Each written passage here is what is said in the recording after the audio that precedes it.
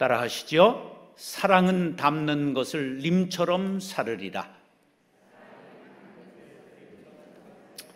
제가 고등학교 때 읽었던 시 구절 한 구절인데 저것을 나중에 조회해 봐도 어느 시인의 시인지는 전혀 나타나지 않습니다. 그런데 전체 시는 전혀 생각이 안 나고 저 구절은 한 50년간 제 마음에 이렇게 살아 있습니다. 사랑은 담는 것을 님처럼 사르리라. 부부가 오누이처럼 닮은 사람들이 있어요. 그럼 대부분 금술이 좋아요. 밥도 같이 먹고 잠도 같이 자고 한평생 같이 살다 보니까 닮는 사람들이 있어요. 아무튼 사랑하면 보이게 되고 보이면 알게 되고 알게 되면 하나가 되는 것이 사랑입니다. 톨스토이가 사람은 무엇으로 사는가 그런 소설을 썼는데 독자들에게 세 가지 질문을 합니다. 첫째, 사람의 마음속에는 무엇이 있는가? 두 번째, 사람에게 주어지지 않는 것은 무엇인가? 세 번째, 사람은 무엇으로 사는가? 그러면서 그 소설에서 답을 하기를 사람의 마음속에는 하나님의 사랑이 있다. 사람에게 주어지지 않는 것은 자신에게 필요한 것이 정작 무엇인지 아는 것이 주어지지 않는다. 모르고 산다는 거죠. 그 다음에 세 번째, 사람은 무엇으로 사는가? 무엇으로 살아요? 밥으로 살지, 밥으로. 그런데 사람은 사랑으로 사는 존재이지요. 권토그라스라고 하는 사람의 군중 속의 고독이라는 말과 같이 수많은 군중 속에 우리가 쌓여서 살지만 사람의 마음은 고독에 몸부림친다는 거예요. 2013년 9월에 부산의 밀집한 주택가에서 죽은 지 5년 된 할머니 시신이 발견됐습니다. 우체통에 수많은 여러 가지 독촉장이 들어와 있고 많은 체납된 독촉장이 있었지만은 아무도 유심히 그것을 보는 사람이 없었던 것이죠. 지금 우리 중에는 죽지는 않았지만 마음이 죽어가는 사람이 있을 수 있습니다.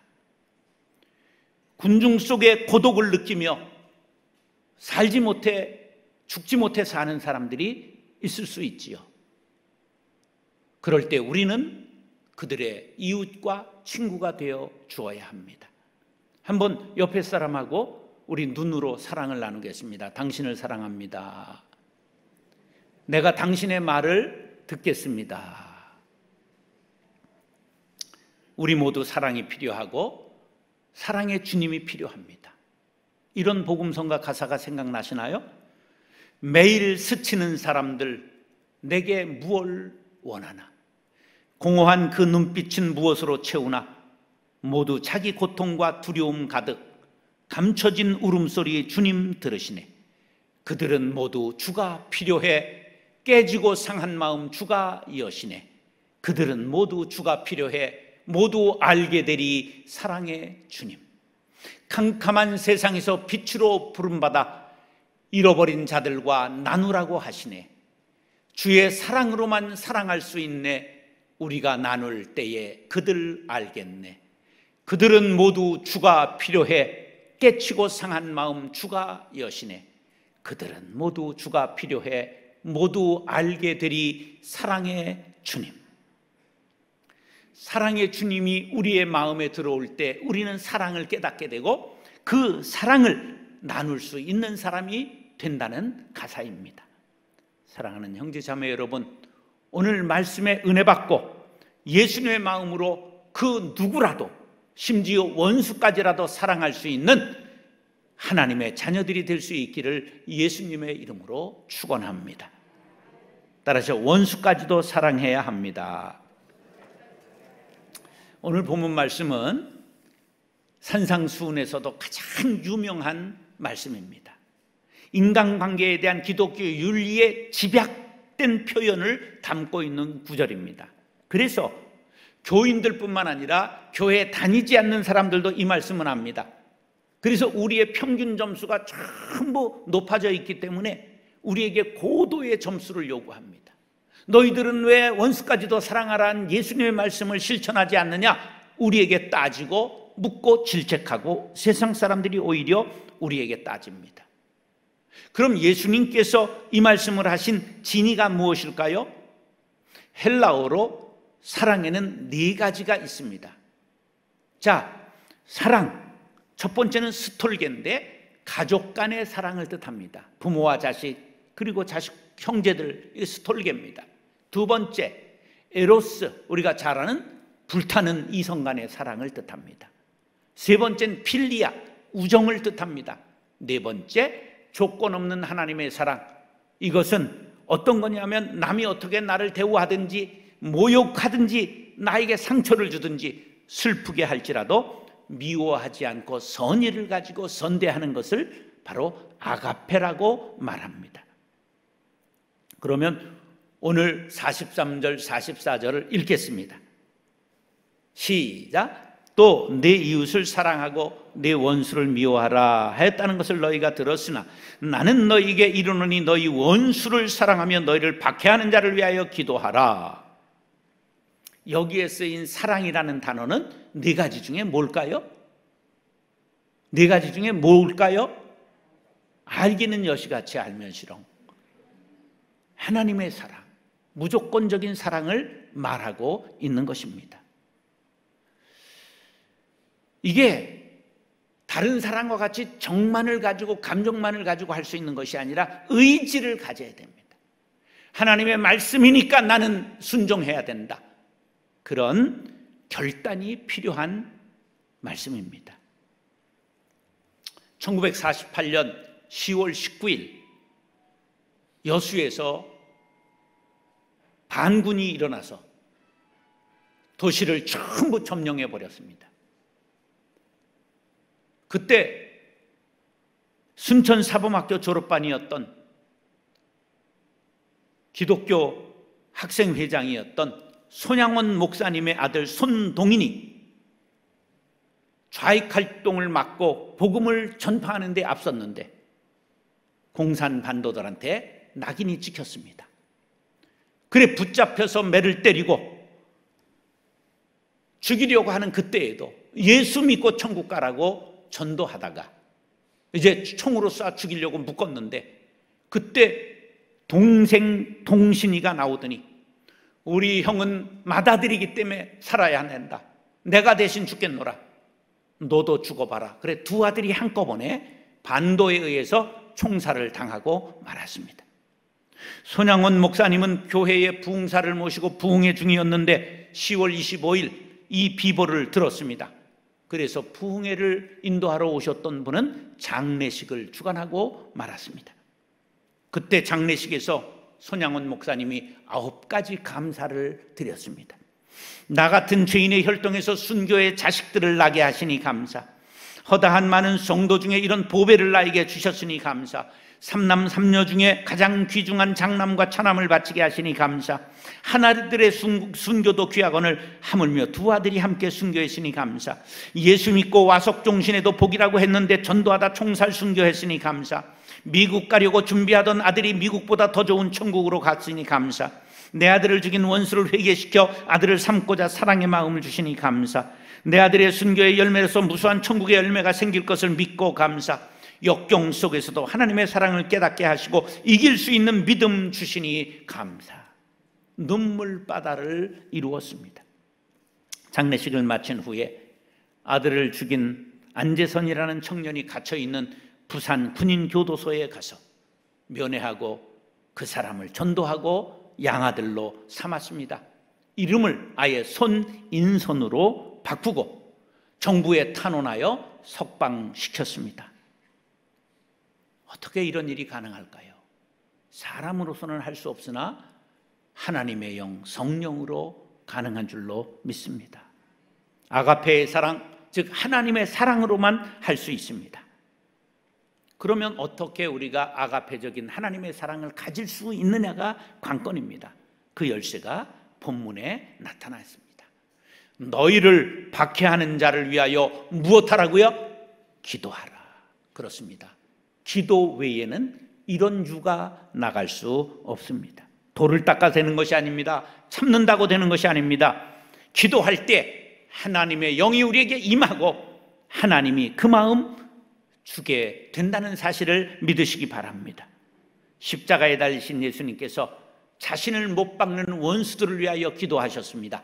누가복음 23장 34절 시작. 이에 예수께서 이르시되 아버지 저들을 사하여 주옵소서. 자기들이 하는 것을 알지 못함이니이다 하시더라. 그들이 그의 옷을 나눠 제비 뽑을세. 예수님께서 자기를 지금 채찍질하고 핍박하고 사형하고 조롱하는 그 무리들을 용서해달라고 하나님께 기도하셨습니다. 사랑하는 형제 자매 여러분, 나는 못하겠습니다. 원수 사랑 못하겠습니다. 포기하지 마시고 기도해 보시기 바랍니다. 사랑의 예수님처럼 나도 살고 싶습니다. 기도하면 예수님을 닮아 사랑의 마음을 하나님께서 허락하실 줄로 믿습니다. 그렇게 되기를 예수님의 이름으로 축원합니다. 따라서 하나님의 마음을 품어야 합니다.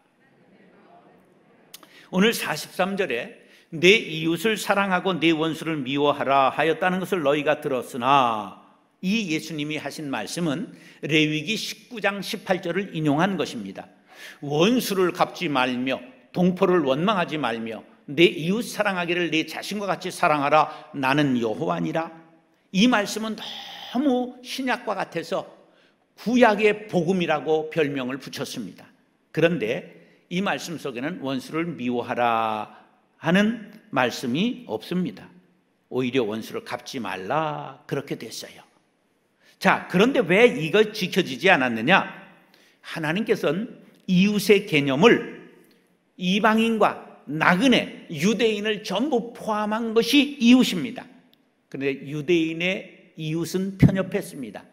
자기 동족 유대인만 이웃으로 취급하고 이방인은 적대시 했습니다.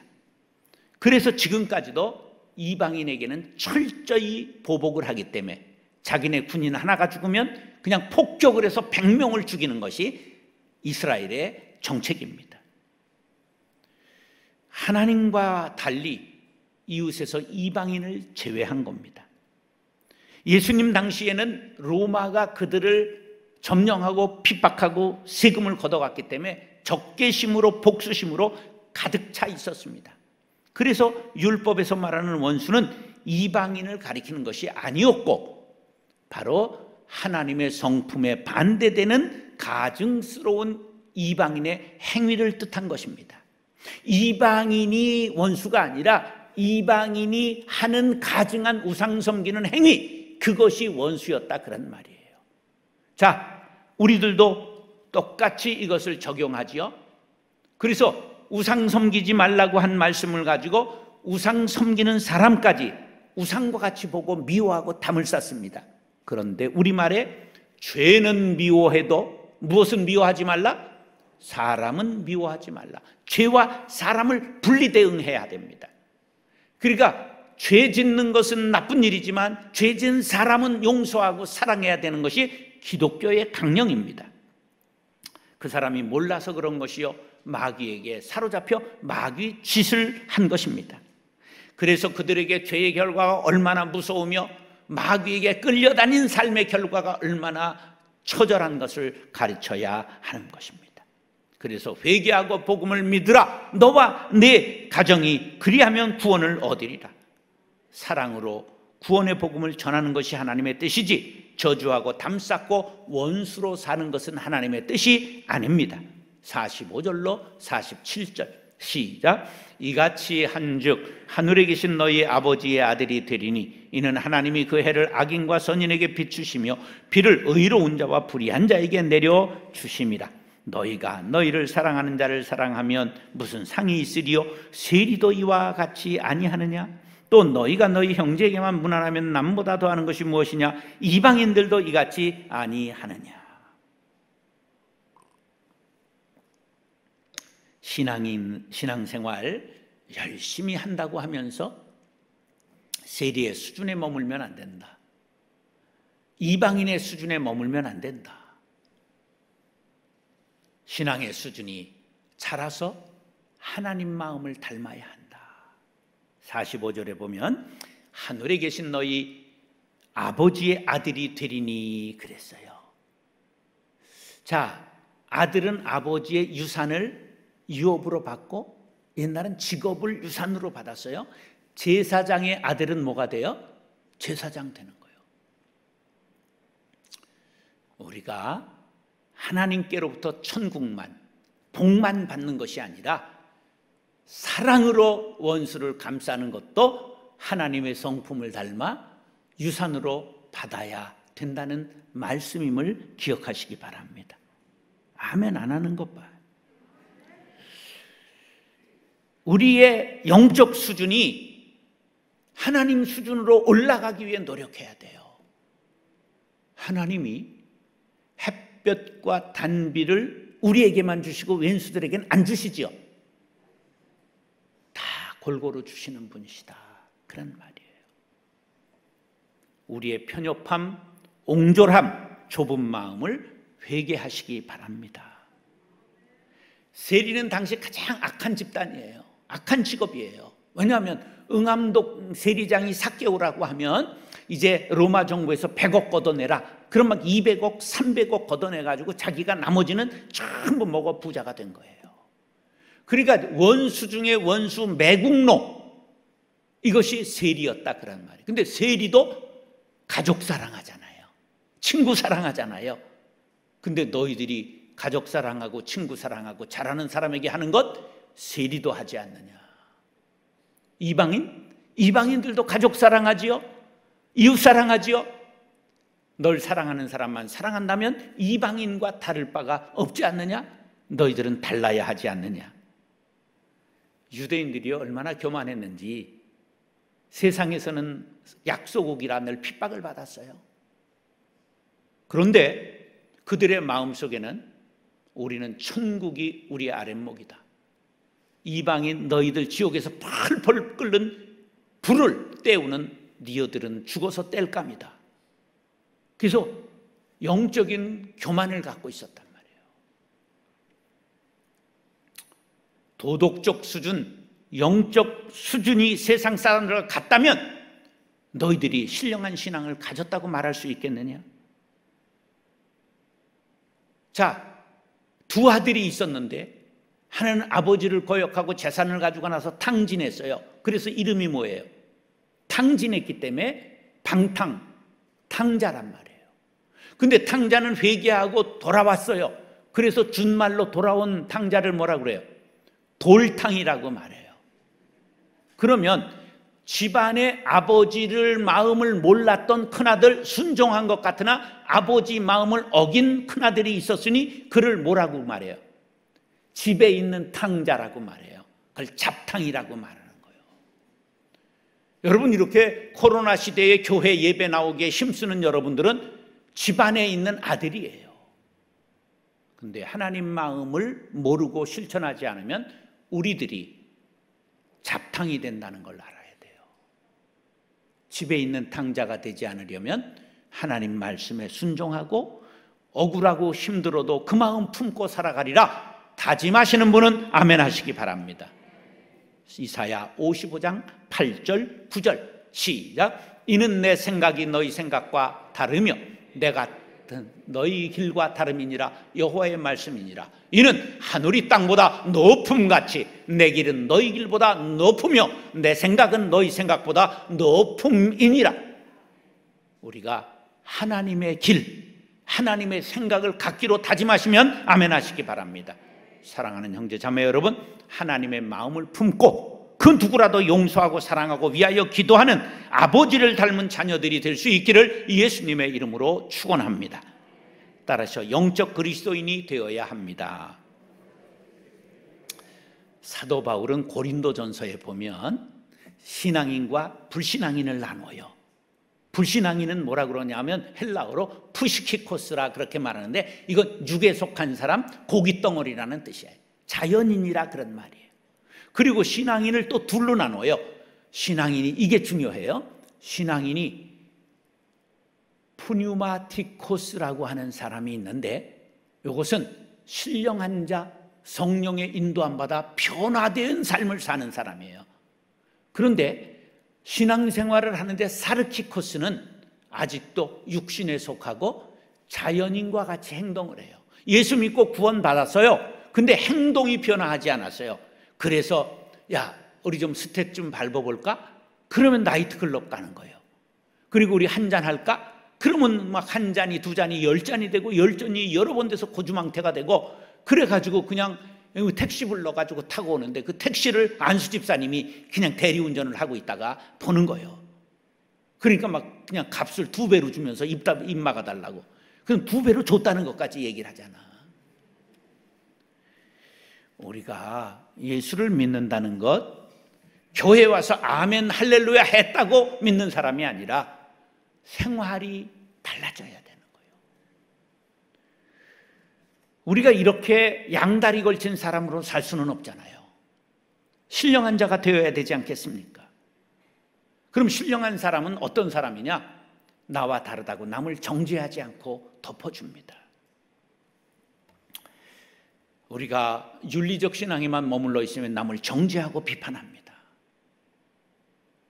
이런 신앙은 하나님의 마음을 닮은 것이 아니죠. 진정 신령한 신앙인이 되기를 원하시면 아멘 하시기 바랍니다. 그러면 48절에 이렇게 부탁을 하고 있어요. 시작. 그러므로 하늘에 계신 너희 아버지의 온전하심과 같이 너희도 온전하라. 이 온전이라는 단어는 흠없는 재물을 뜻해요. 근데 이것이 명사형이 되면 텔로스인데 목적을 뜻해요. 따라서 목적 중심의 삶. 예, 하나님이 우리를 만드신 목적이 뭐냐? 이 우주를 관리하는 청지기로 우리를 부르셨어요. 그래서 창세기 1장 26절에 보면 하나님이 이르시되 우리의 형상을 따라 우리의 모양대로 우리가 사람을 만들고 그들로 바다의 물고기와 하늘의 새와 가축과 온 땅과 땅에 기는 모든 것을 다스리게 하자. 우리를 이것을 관리하는 청지기로 세우신 거예요. 그래서 다른 동물과는 다르게 하나님의 형상, 이마고 데이, 하나님의 이미지를 우리에게 그림자를 넣어주셨어요. 그래서 우리 안에 하나님의 이미지가 드리워져 있는 독특한 존재로 우리를 부르신 것입니다. 우리가 이 지구의 관리권을 가지고 있어요. 그래서 생육하고 번성하고 이것을 아름답게 가꾸어야 될 청직인데 마구잡이로 해치면 안 됩니다. 낭비하면 안 됩니다. 우리가 물 한 컵도 종이 한 장도 아껴서 쓸 그러한 청지기의 책무가 있다는 것을 알아야 됩니다. 이것이 바로 온전한 하나님 닮아 온전한 사람이 되는 길입니다. 위로는 하나님을 사랑하고 우리가 옆으로는 형제와 이웃을 사랑하고 아래로는 자연 만물을 잘 관리하고 다스리는 것, 이것이 바로 하나님의 목적에 맞는 삶입니다. 하나님이 우리를 용서하심 같이 용서를 배우고 하나님이 사랑하심과 같이 사랑하는 것을 배우고 실천할 때 온전한 신앙인이 된다는 것입니다.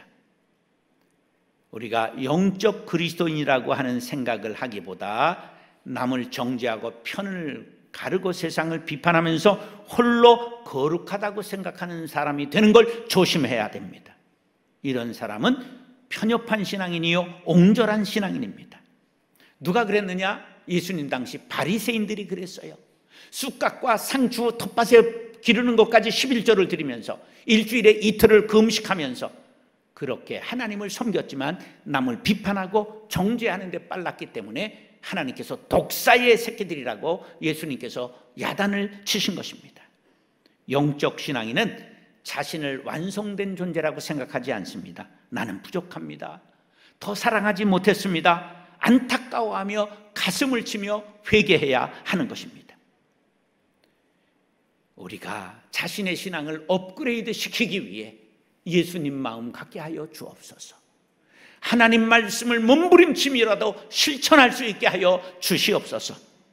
그렇게 기도했던 대선배 사도 바울의 말씀을 읽고 따르겠습니다. 빌립보서 3장 12절로 14절 시작. 내가 이미 얻었다 함도 아니요 온전히 이루었다 함도 아니라 오직 내가 그리스도 예수께 잡힌 바 된 것을 잡으려고 달려가노라. 형제들아, 나는 아직 내가 잡은 줄로 여기지 아니하고 오직 한 일, 즉 뒤에 있는 것은 잊어버리고 앞에 있는 것을 잡으려고 표대를 향하여 그리스도 예수 안에서 하나님이 위에서 부르신 부름의 상을 위하여 달려가노라. 할렐루야. 오늘도 온전하신 하나님께서 우리에게 세워주신 목표, 오직 예수 그리스도를 표대로 삼아 그분을 닮고 그분처럼 사랑하고 그분처럼 살기 위해 쉬지 않고 달리는 사도 바울의 후예들이 될 수 있기를 간절히 바랍니다. 사랑하는 형제 자매 여러분, 사랑하면 닮고 싶어집니다. 우리가 사랑하는 예수님을 닮아 하나님의 마음을 품고 원수까지 사랑하는 신령한 그리스도인들이 될 수 있기를 이 예수님의 이름으로 축원합니다. 따라하시죠. 사랑은 닮는 것을 님처럼 살으리라. 원수까지도 사랑해야 합니다. 하나님의 마음을 품어야 합니다. 신령한 그리스도인이 되어야 합니다. 기도하겠습니다. 사랑과 은혜가 풍성하신 아버지 하나님, 사랑하는 예수님 닮고 예수님처럼 살게 하여 주시옵소서. 원수까지도 사랑할 수 있는 마음, 성령의 능력을 허락하여 주시옵시며 하나님의 마음이 내 마음 되게 하여 주옵시며 신령한 그리스도인의 삶을 살아 그 누구도 품을 수 있는 응암교회의 성도들 되게 하여 주옵소서. 예수님의 이름으로 축복하며 기도드리옵나이다. 아멘.